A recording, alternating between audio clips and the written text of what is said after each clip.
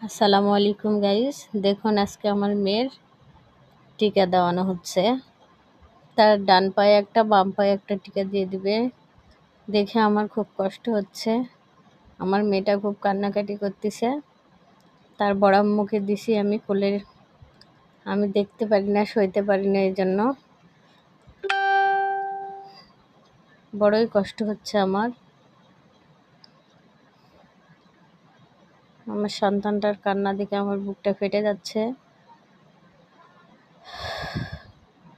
আমার সন্তানটার জন্য সকলে দোয়া করবেন, যাতে আল্লাহ পাক তাকে সবসময় সুস্থ রাখে, ভালো রাখে,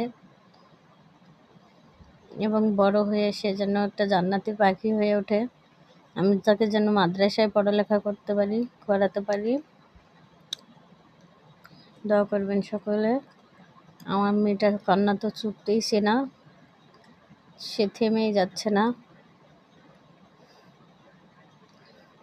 মূলত অন্য কারো বাচ্চা এভাবে কান্নাকাটি কমই করে দেখি আমি, কিন্তু আমার সন্তানটা খুবই বেশি কান্নাকাটি করতেছে, যার কারণে আমার ভালোই লাগছে না। আপনারা সকলে দোয়া করবেন আমার মেয়েটার জন্য।